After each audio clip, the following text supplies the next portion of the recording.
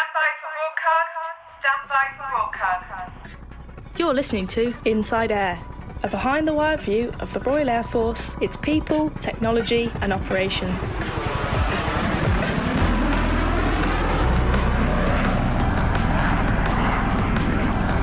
Hello, I'm Flight Lieutenant Peter Lisney, and in this episode we hear from the RAF movers who are first in and last out.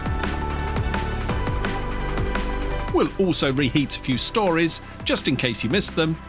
But first, see if you can identify who's making this noise.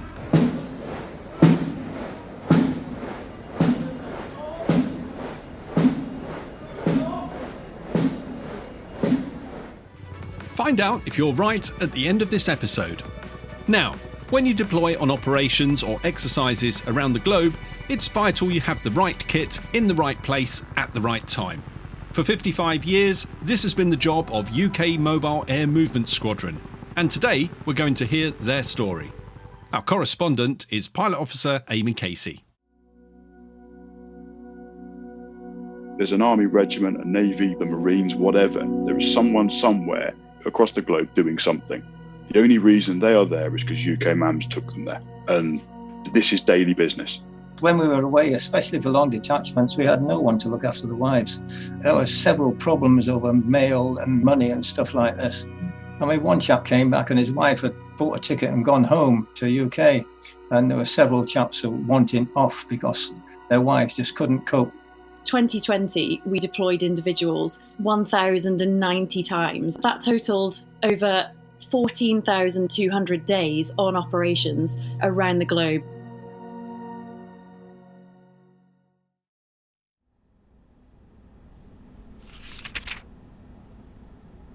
A sleek and strong Golden Swift in flight against the 4 points of an azure blue compass sit above the wording, "Swift to move."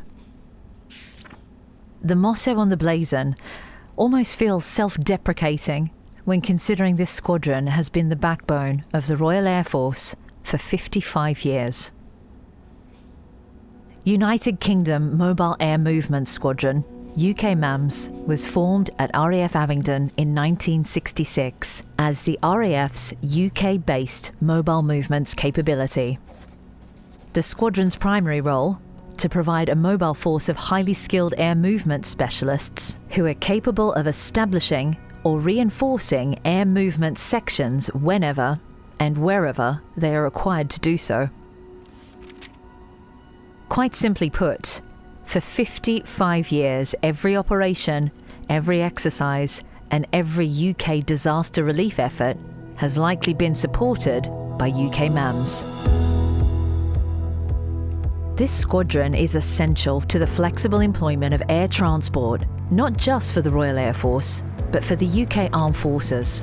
And after 55 years of unassuming service, I wanted to find out more about UK MAMS. So I'm Squadron Leader Maddie Smith, and I'm the Officer Commanding of the United Kingdom Mobile Air Movement Squadron. I'm in command of a squadron of 284 Trade Group 18 logistics movers. So as part of our force readiness cycle, which is over a 15-month period, we provide support to all operations and exercises globally, while also providing resilience to the APO, so the Air Movement Squadron based at RAF Bryce Norton as well. What does your day-to-day look like? So the day-to-day on UK MAMS is different every day, and I suppose that can be said for many roles in the RAF.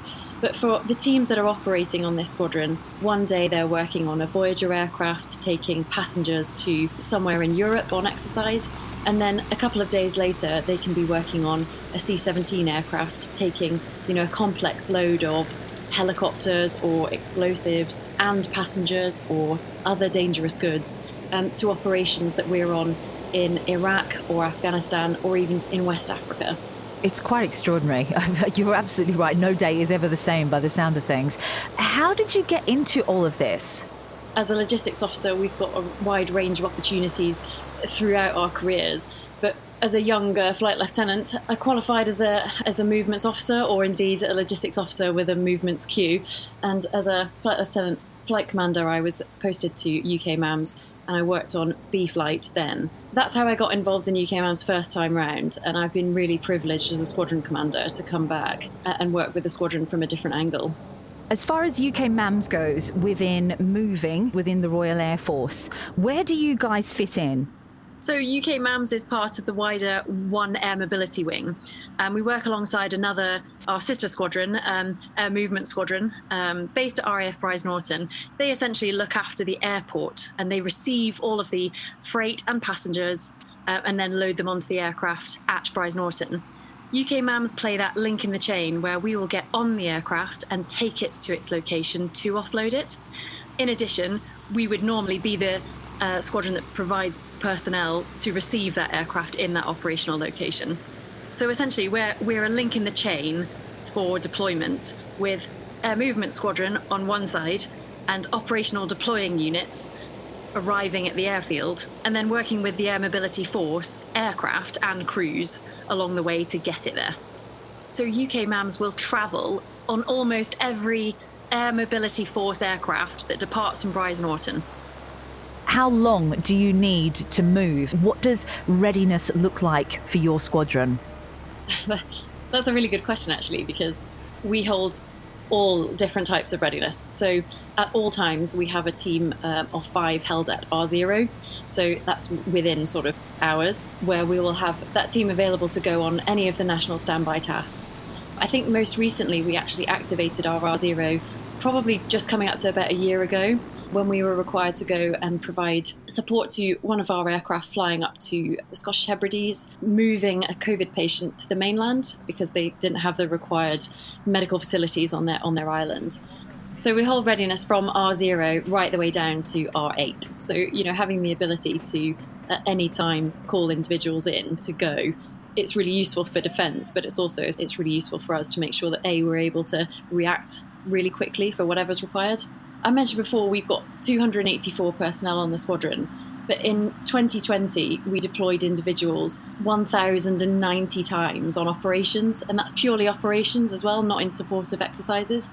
That totalled over 14,200 days on operations around the globe. So that's locations like Mali, Iraq, Estonia, Oman, and all sorts of other locations in between. It's extraordinary, especially when we look at the last 12 months with the COVID pandemic. How did that affect your ability to mobilise to so many different locations? So I'm sure you can imagine there are a lot of requirements to have COVID testing and to remain COVID safe on all of these journeys. What did that do for us? Well, immediately, I think the tasking did fall down. It lowered. But as we looked back over the last year, our tasking actually increased.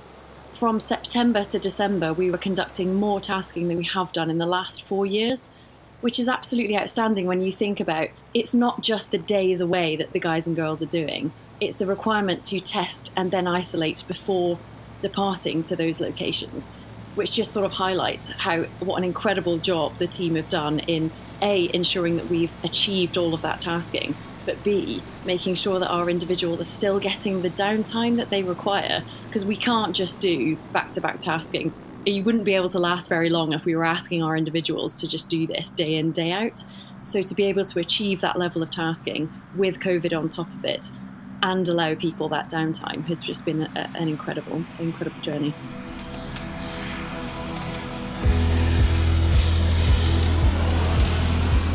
The squadron completed 564 tasks, which is slightly lower overall, but that you can understand that with the drop-off of tasking following the initial COVID situation. But we still managed to move over 27,000 passengers on operations and exercises, and over 5 million kilograms in freight across all 5 different aircraft fleets that we support. SAC, Anthony Dunn, UK MAMS Ops at the minute at Brize Norton. Now, Dunny, we hear all about UK MAMS supporting operations overseas, supporting exercise, but you're also key to supporting other services. So tell me about your experience with that. One of my first jobs was actually the NATO sub-rescue system in Prestwick up in Scotland, so that was quite different, to be fair. As you might have heard a few years ago, one of the subs went down and a few people obviously lost. So every 3 years they do the NSRS, they call it. It's the NATO submarine rescue system. pretty much a rerun of what you would do if the worst case happened. So the C-17 is one of the aircraft up in Prestwick in Scotland. We would load ISO containers for the submarines, any ancillaries, things like that, and then the actual submarine will get loaded. So you obviously try to do it to quite a quick time scale. If in the real world that did happen, you would obviously have people stuck underwater in a submarine begging you to get there as quickly as you could. So we'd have several aircraft. The Antonov was a huge aircraft. So a truck with a submarine loaded onto an aircraft, tied down, sent off to wherever in the world the submarine was in trouble. So that was kind of a big eye-opener for a new SAC on the wing, like myself. That was quite a good one to get into, yeah. Another scenario for myself in Masana in Oman.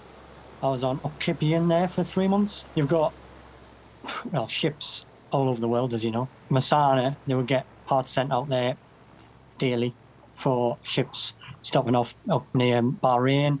We had Navy helicopters in and out of Masana daily with parts and, well, pieces of kit that without they couldn't operate. So, yeah, that was another big one for me, helping the Navy, yeah. As far as I can tell from my research, as part of the squadron, regardless of rank, you have an awful lot of responsibility on your shoulders and you are expected to make decisions very quickly. Would you say that's a fair summary, and have you got an example? Yeah, very fair summary, actually. I'm the only SAC who works in my section at the minute as UK MAMS Ops in the Ops room, and this week I am on duty. So on a night and on a weekend, as an SAC, pretty bottom of the rank structure, I would say. It's all on my head, decision making. I have got top cover. There's obviously an ops officer on duty as well, but everyone around the world on operations, on tasking, if they've got a problem, they'll go to UK MAMS Ops. And on a night and a weekend, like I say, that's just me sitting on my sofa with my mobile phone and laptop. So yeah, I would say quite a lot of responsibility. It does feel good to be trusted with that. That brings me nicely to my next question, Danny. I know that the squadron can offer a huge amount of adventure and different places that you will go if you're part of this team. But also to have that responsibility, was that what attracted you to the squadron? I think so, yeah. The main thing is I did join the Air Force to travel around the world. So when I heard about UK MAMS, I thought, well, as a mover, that's definitely where I want to go. We do get involved in a lot more than I think people think we do. I'm SAC Beth Timbrell from E-Flight UK MAMS. So Beth, tell me a little bit about your service life within the Royal Air Force, because I believe you started as a reserve. Yeah, so I've had a bit of an unconventional start into the military. So I was an air cadet when I was a teenager and I absolutely loved it. And when I moved on after university, decided that I wanted to do something with linking with that. So joined 4624 Reserve Squadron. They are the sister squadron to UK MAMS and to the whole of 1AMW really, and I didn't really know if I wanted to commit to doing it full time, so it was a good opportunity to dip my toe in the water, and then decided that actually this is something I could see myself doing long term. Took a full-time reserve contract on AMS, which is the shift side. It's the side that's only based at Bryce Norton, working out of their traffic department. So we were in charge of loading and unloading all of the aircraft that came in and out of Bryce, and then transferred to becoming a regular and are now in UK MAMS. Was it that you were after adventure? I mean, you knew that you were going to be going out and doing a lot of work on operations and exercise. So what was it specifically about going in to UK MAMS? The RAF as a whole has a real big family feel. We are all one team. Having spent 18 months working full-time for the Air Movement Squadron at Bryce Norton, and then really wanted the adventure and the opportunity to travel. And with UK MAMS, we go everywhere and we do a lot of different interesting tasks. And it's really about the exploring, really, and being able to showcase the skills we learn in the movement school across the globe, really. So apart from Cyprus, where else have your adventures taken you? I'm due to fly to Norway on my first task at the weekend, but with the reserves, I've been to Akrotiri and also to Canada and America as well. You can highly recommend it by the sounds of things, Beth. What does your day-to-day look like?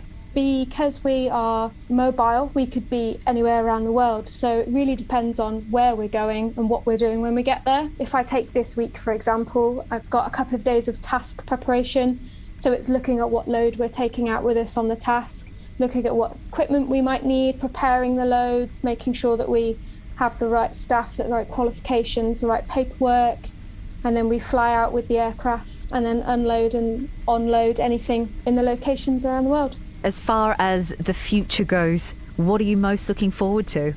Getting out there, seeing some fantastic places, working with other agencies, working with the UN, and just enjoying my job, really. I absolutely love what I do. Hi, I'm Sergeant Dan Ashford from B Flight UK MAMS. My role is a senior NCO logistics mover, so I'm a platform specialist for C-17 and for Voyager dispatcher, and on my flight day to day I have 8 or 9 SACs and up to 4 corporals I'm directly responsible for, but then the role of the squadron, using our expertise, will deploy to anywhere in the world in support of defence and their commitments. A lot of our tasking is operationally focused, as we've seen recently in MINUSMA Mali, but that's just one of a handful in the Middle East and Afghanistan area of operations. Let's talk about Mali. Tell me about that experience. Yeah, it was a very good experience. It was an honour to represent the squadron with a UN beret, to go out to Mali and establish the airhead and fully deploy by air the long-range reconnaissance group. My job, sort of the first man in, first in and last out, was merely to lay a foundation. What I mean by that was to unlock where we could handle the aircraft, because everything's UN controlled. So there's a civilian ramp that the UN operate from. It was, can I physically put one of the RAF platforms on there? Can it handle an A400M? Can it handle a C-17?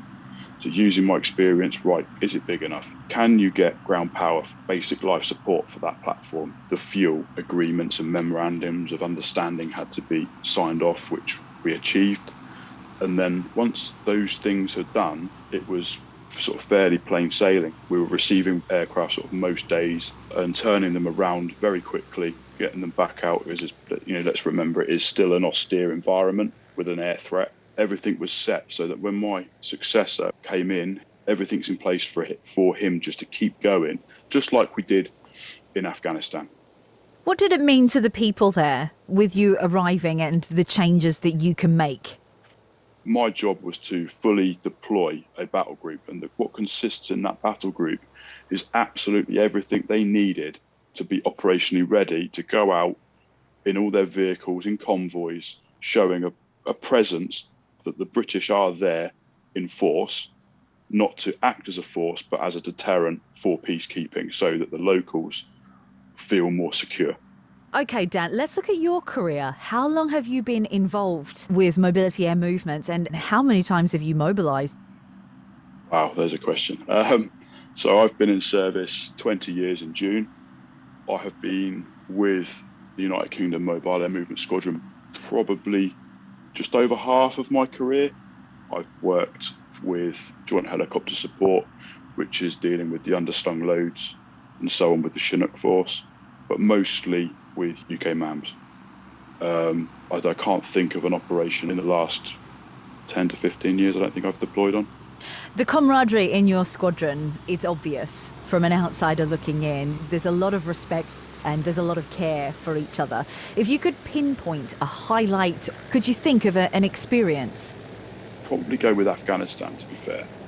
When we used to rule month through there, and there were times when UK MAMS, we still had Optelic going at the same time, and the guys would do deployments to Iraq. They'd be home for a week, then they'd go and do the same again in Afghanistan.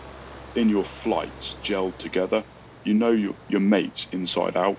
And when we used to do the Afghan rotations, where you're there as a larger force at flight level, everyone's together, and that's where it's really key, to be fair.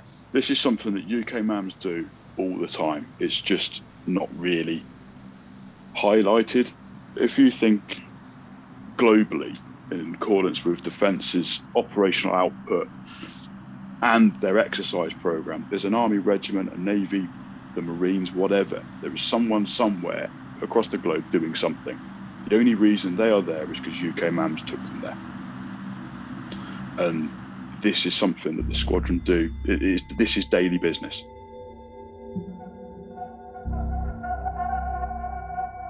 Reflecting on Sergeant Dan Ashford's comments about Afghanistan, I wanted to find out more about what it must have been like to be on the ground at that time.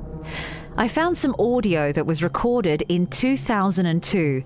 You'll hear Flight Lieutenant Gregory explaining more about what it was like to work with international personnel and some of the complications they came across in Bagram. I was deployed in theatre to set up the air movements effort at Bagram and Kabul APODs in preparation for the Op-Fingal deployment. So necessarily we were the first forces for ISAF, the UK elements for ISAF in theatre, to set up firstly Bagram, and then we moved here to the APOD with 15 personnel, bringing in equipment and also setting up in preparation for the main body of effort, the deployment forces. What I do now is I head up the multinational air movements team comprised of Spanish, New Zealand and British forces. And we handle all aircraft, military aircraft and ISAF-sponsored aircraft coming into Kabul APOD. We have a total of 53 movements personnel. They are exceptionally good tradesmen and also good communicators. We operate 24 hours a day with 2 shifts working 12 hours.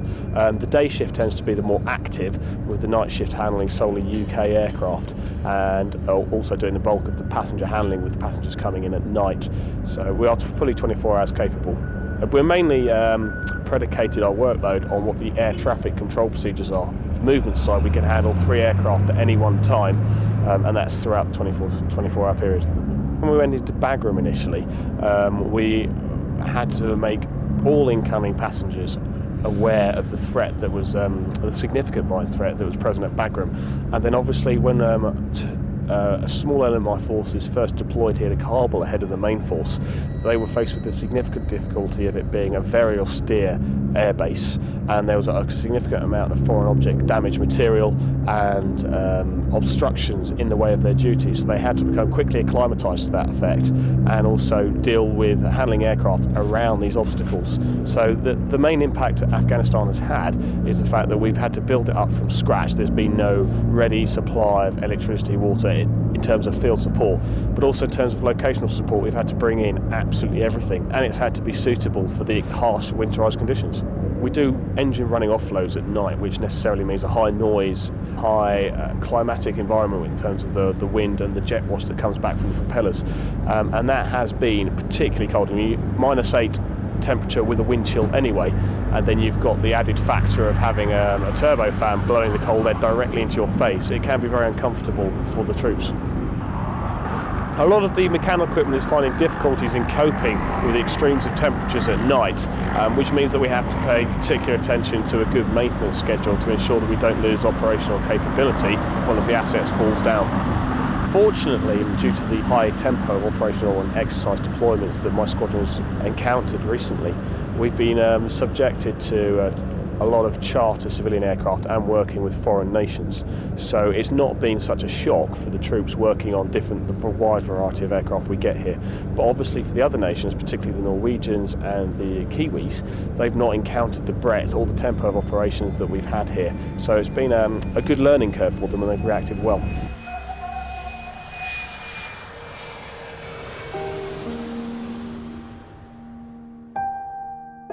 I reached out to the RAF Movements Association to find out if any veterans who previously served with UK MAMS would be happy to share some of their stories. UK MAMS veteran Ian Berry. Well, I actually joined as an admin apprentice in 1965 at the tender age of 16 years and 2 months. First time at UK MAMS, I went up to Kinloss on Operation Delivery Boy. There was a national dock strike. Anyway, once that was over, we ended up in Denmark at Værløse for exercise Ruby Signet, which was the largest parachute exercise since Arnhem. And we had a whole parachute brigade then. It was a mass Hercules formation of 48 aircraft. How many of you from UK MAMS were supporting that massive exercise? There was probably about 30 of us. There was 3,000 people dropped by air. There was 3,000 parachutes. We could look at your incredible career and talk about, oh my goodness me, so many different exercise and operations that you've been involved with. But have you got a highlight from your career? Is there something that sticks in your mind that was really demonstrated what UK MAMS was all about? It really is difficult. I really got 101% job satisfaction out of the whole thing. It was absolutely fantastic camaraderie, and the teamwork was something else. Some of the aircrew used to be very jealous of us because we were so well organised. Let's talk about this rivalry, because you're not the first person to tell me about this good banter that you had going on between the two crews. They get sorted out, but there is some fun and games. I mean, there's another story. Is we actually went down to Belize. One of the ports of call was Bermuda. There was a bit of rigging with the crew. Got you in the Castle Harbour, which is a 5-star hotel, best on the island. Off you go. And so the crew were really impressed, and off they went. And then Arthur said, right, he said, you're actually in the same hotel where they're in the main building. You've actually got the VIP chalets on the coast. I mean, the crew were not aware of any of this. We didn't dare tell them until we were on our way back out. They wouldn't have fed us. Ian, it is so lovely to hear your stories. And I'd just like to bring into the conversation now the Officer Commanding UK MAMS Squadron Leader Maddie Smith. Maddie, you've been listening to Ian's incredible life of service. How has that made you feel? Well, it's made me smile a lot. There's so many of your stories that I hear the same thing now. Not so much of the fancy VIP suites that you get in the Caribbean, but certainly the banter and the camaraderie. And I'm really pleased that you said how the teamwork was something that's really stuck with you, because having been, lucky enough to get away on a couple of tasks recently, it's really great to see small teams of people working. But unlike it was when you were on the squadron, you had a dedicated team that you almost always worked with. We now expect people to work with different teams all the time, and sometimes that can mean 3, 4, 10 tasks in a row. You're not working with the same people, and yet they achieve this amazing rapport really quickly and deliver the same movements output. It's brilliant. There's going to be people listening to this, and they might be very early on in their career in the Royal Air Force. What would you say to them about working in a squadron such as UK MAMS? What advice could you give? It's a fantastic opportunity, not just to see the world, but you're going to meet some great people. My name is Jerry Davis. I joined the Royal Air Force when I was 15 years and 2 months old at RAF Cosford in the trade of Supplier 2. I passed out in 1958. My first posting was to RAF St Morgan. From there, I went to Bahrain for 2 years and joined Air Movements. That was in 1960. And I stayed for the rest of my time until 1971 as a corporal on RAF Movements. And during that time as well, I served 3 years on Near East Air Force, NEAF MAMS, in Cyprus. And we had to wait 3 months for the wives to come out. And then overnight we were posted to Nicosia. And we stayed there for a year. And then we were posted back down to Akrotiri. I lived out, actually. We had to find our own private accommodation. We found it overnight. And as soon as we got there and settled into accommodation, we got sent on a 3-month detachment to Nairobi. It was a bit unfortunate for the wives out there because there wasn't very many people stationed at Nicosia at the time. It was on sort of care and maintenance. It was difficult because when we were away, especially for long detachments, we had no one to look after the wives. And there were several problems over mail and getting money and stuff like this. And we got very upset about it. I mean, one chap came back and his wife had bought a ticket and gone home to UK. And there were several chaps who were wanting off because their wives just couldn't cope with all the being abroad and being left on their own for long periods of time, which was sad, really. Jerry, you've had an incredible career. How long did you serve? I was 3 years sort of boy entrant, and I came out at 30, so it's nearly 15 years. In that time, are there any memories that stick into your mind? I mean, lots of these attachments, odd things used to happen to us. We booked into a hotel there, and me and one of the lads had to share a room and a double bed, would you believe?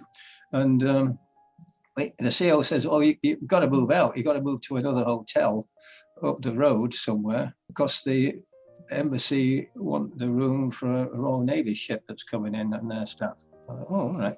So we got to this other hotel eventually, goodness knows how, walking through markets and all sorts of things. And we got this room, but we had to go back to the other hotel for our meals. Anyway, come to night time, me and this lad got into bed this night, and there was a great big wire hanging down from the ceiling with a light switch on it. So I said to Seamus, "You ready for lights out then?" He says, "Yeah, okay." So I switched this light out, and both of us got electrocuted. Oh, goodness me. Oh, not incredibly organised back in the day by the sound of it. I'm sure that wouldn't be the case today. But I mean, you've obviously got some really lovely memories from your time in service, Jerry. As we reflect on 55 years of UK MAMS, and you're very much a part of that squadron right at the beginning, what do you think about? I really love the job. We had great camaraderie between the lads and myself. Jerry, look, I'm going to bring Squadron Leader Maddie Smith into the conversation now, who's the officer commanding at UK MAMS now, and she's been listening to your stories. Maddie, you're hearing Jerry talk about how difficult it was back in the day, especially for our forces' families. But how did that make you feel, hearing the stress and the strain that was put on the founding fathers, as it were, of UK MAMS? I can really sort of resonate with that. There's always going to be a bit of concern about families and friends being left behind, and the Air Force recognises the value in all of its personnel, but that spreads to families as well who are there supporting them, and without that we wouldn't be able to deliver what we do. So on the squadron we're always looking to find different ways or better ways to support our families, and with that we work alongside the station admin function and various other charities such as SAFA and the RAF Benevolent Fund, who provide extra support if and when that's needed. You know, simply put, if there's something going on at home or if there's a problem with the family, then that has a direct impact on our individuals. So that's why we have all of the support mechanisms available in order to look after both our personnel and their families. We've heard some great stories from veterans throughout the course of this podcast as well, Maddie. When you've heard Jerry talking about the light blowing up, that must have made you smile. It definitely did make me smile, and I know there's plenty of other stories like that. Thankfully, not too many electrocution stories.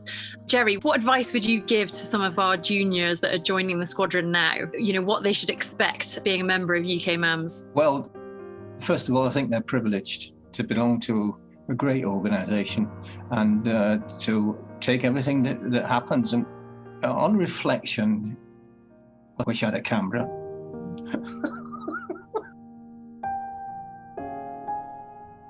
Hello, I'm Bob Dixon. I started off by going to the RAF College Cranwell in the days of flight cadet systems. I started a pilot but left as an equipment officer, as they were called those days. And then I had a career of about 40 years with the RAF. And after that with the reserve forces, leaving regulars as a group captain and then taking my rank down one and joining the reserve forces as a squadron commander, as a wing commander again. So I've commanded both of the big movement squadrons, UK MAMS and 4624 Squadron. When you were commanding UK MAMS, what were the years that you were in charge of that squadron? I was there between 1983 and 1985 when I came back from Nigeria. Let's have a talk about some of the operations and exercise that you were involved with during that time period. Yes, well, of course, the squadron started in 1966, and they'd gone through, at the time of the Zambian oil lift, which was to take oil across to Zambia by air. And then my predecessor, Mike Slade, as well, was involved in a huge exercise out to the Far East to prove that we could still get there, called Basatu Padu. One of my other predecessors, Brian Morgan, then did the Tutankhamun exhibition in London. First time they'd been allowed out of Egypt, it was UK MAMS that smuggled them onto an aeroplane to take them back in a clandestine manner. So there's a whole range of jobs that were done before my time. During my time, it was more peaceful in terms of wartime activities. And I was fortunate to coincide with the Operation Bushel, which was the Ethiopian famine. The squadron put a huge amount of effort into that and did a lot of good too. So, Bob, a lot of people, they had an understanding of the horrendous famine that was happening in Ethiopia because of Bob Geldof, and that was when it was brought to our attention. But the Royal Air Force was there supporting. Tell me about that. They'd had years of bad harvests. Then a real famine of biblical proportions hit the Ethiopians. And 3 teams went out to Addis Ababa where they went into a tented camp which they built themselves in the embassy's compound. There was nowhere to stay at the time. And on the next morning, November the 4th at 0700, they started their first mission. And the main job they were doing at that time was to take relief goods to the two main feeding stations, which were Axum and Macaulay. And it was mostly grain. These sacks of grain were loaded on the flat floor of the Hercules and then netted, and then flown to these outposts where a mobile movements team, helped by some of the local labourers too, offloaded the aircraft, actually turning them around in about 15 minutes, physically offload over 20,000 pounds or 10,000 kilos in modern terms of grain, and turn the aircraft around and get off for the next run. They were doing about 3 or 4 sorties per day with the aircraft moving grain. And when I say moving grain, 10 kilos of grain would feed a man for a month. And therefore, an average day's work would feed 300,000 people per day. Oh, my goodness me. That's an extraordinary figure, Bob. How many of you were working at that kind of capacity? A mobile movements team in those days was 6 people. So it was about 18 or 20 of them at the time. And of course, they not only flew on the aircraft, they had to man each end, do the offloading and onloading. And working with the Ethiopian authorities, the boys had to use all kinds of ingenuity to keep the flow running. The conditions were, in fact, very, very tough and difficult, flying, as you imagine, at altitude in intense heat, and then picking up heavy sacks, over 100-weight sacks, on their backs and moving, running them off the airplane, literally running them off, and off to get the next lot. 3 teams of about 20 people, and they would fly about 4 sorties a day. This they kept going for nearly a year. Working at that kind of capacity and your team seeing just terrible sights of people suffering, as well as the climate issues and 3 or 4 sorties a day, it must have taken its toll. Well, yes, of course, the famous, they call it the Selassie's revenge. In other words, the upset stomachs also took their toll, and they had to cope with that as well as the other things. But the sheer drive and enthusiasm to get the job done is a great motivator.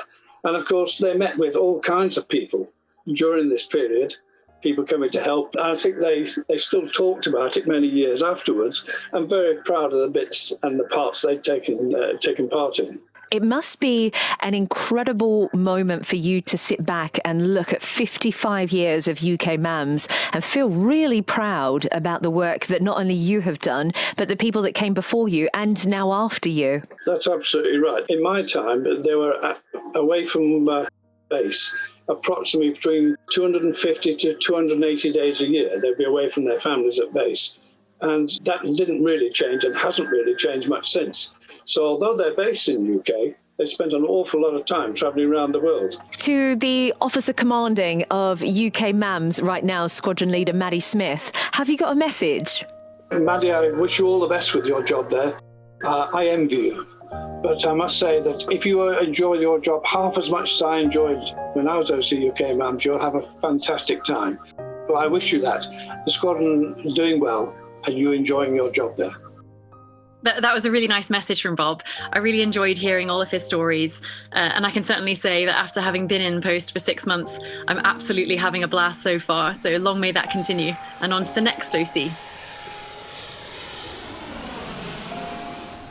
First in, last out, and of course that all-important motto, swift to move.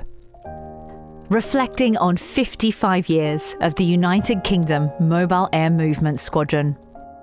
But what does the future look like for UK MAMS?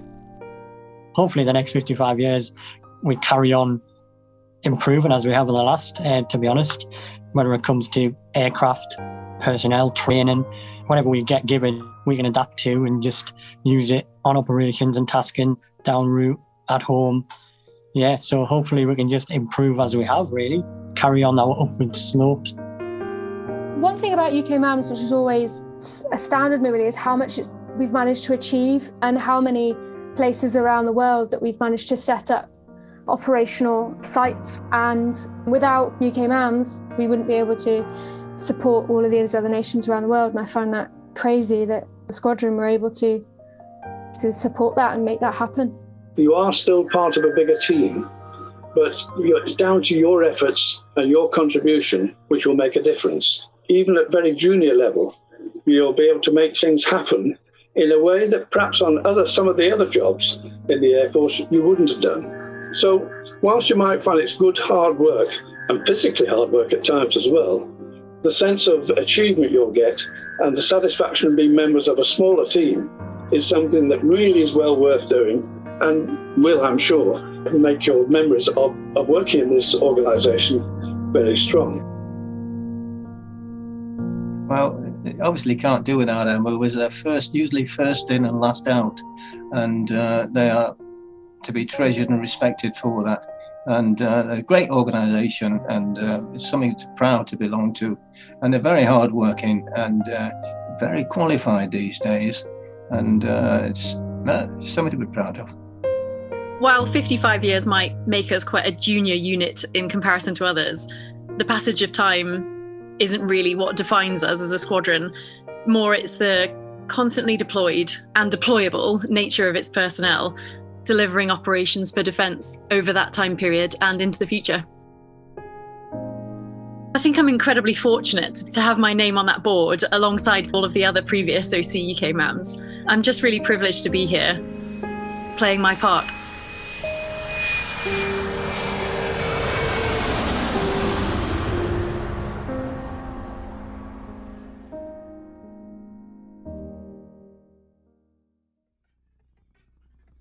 "55 Years of UK MAMS" was written, recorded and produced by Pilot Officer Amy Casey from 7644 Squadron. With special thanks to all those currently serving across the globe with UK MAMS, the RAF Movements Association and BFBS for allowing us to use their historical audio. Oh, and one last thing. The interview clip from Afghanistan you heard with a young Flight Lieutenant Gregory? Well, he eventually went on to command No. 1 Air Movements Wing and is now a group captain leading the Movement Coordination Centre Europe in the Netherlands. These movements people really do travel well. This is Reheat on Inside Air. I'm LAC Victoria Andrews with a look back at some recent news stories from the RAF. The Operational Training Centre at RAF Leeming has delivered a revolutionary virtual pre-deployment training package for 121 Expeditionary Air Wing as they prepare to deploy on Operation Biloxi. Participants from across the RAF dialed into the training exercise to be put through their paces. Officer commanding the OTC, Wing Commander Dave Melmoth, said, "The team pulled out all the stops to develop, rehearse and then deliver the exercises." The RAF has been successful at the annual Sanctuary Awards, which recognise outstanding conservation and sustainability efforts across the MOD. Sergeant Ryan Duffy was given the Individual Achievement Award for his work fighting against single-use plastics at RAF Bryce Norton. And the Curlew Head Start project has won the Environmental Protection and Enhancement category. Nests at 7 RAF stations were identified, the eggs collected by Natural England incubated, and the hatched young released into the wild at the Wildfowl and Wetland Trust at Slimbridge. An RAF medic has used her knowledge of British Sign Language to help a member of the public who was receiving her COVID-19 vaccine. Sergeant Cheryl Drysdale, based at RAF Henlow, is supporting the NHS in London. She met Jenny, who normally struggles while attending medical appointments, but had a very different experience this time round. And finally to sport, RAF reservist Corporal Phil Hall, a regular on the World Rally Championship scene since 2015, is one of the first co-drivers in the UK to be selected for the Team UK Rally Driving Squad. The Motorsport UK Academy aims to equip the country's most promising young drivers and co-drivers with the knowledge, skills and mental attributes needed to maximise their performance. That's Reheat on Inside Air.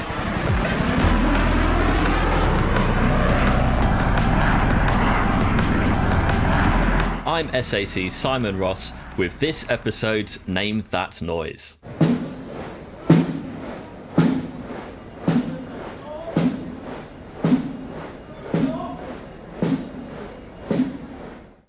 That was the sound of the Queen's Colour Squadron, or QCS, during a changing of the guard ceremony at Buckingham Palace. If you like a bit of drill, then this is the squadron for you. You might have seen QCS representing the Royal Air Force at both state and national ceremonial occasions, providing guards of honour for the royal family, as well as heads of state, dignitaries and other VIPs. QCS are the Royal Air Force's only dedicated ceremonial unit, and they have the privilege to be the custodians of the Queen's colour for the RAF. On the 1st of November 1960, the Royal Air Force Drill Unit was renamed the Queen's Colour Squadron. From that day, it's been manned exclusively by officers and airmen of the RAF Regiment as a dual capability squadron. The Queen's Colour Squadron also holds a world record. They completed over 2,700,000 foot and rifle drill movements in 23 hours and 55 minutes. Now that's some serious square bashing. That's all for this episode of Inside Air. Please give us a review and subscribe on your favourite podcast app, and join us again soon. You've been listening to Inside Air, a behind-the-wire view of the Royal Air Force, its people, technology and operations. If you're serving in the RAF and have a story for us, please speak to your unit media and communications officer. Inside Air is written and produced for the Royal Air Force by RAF Media Reserves.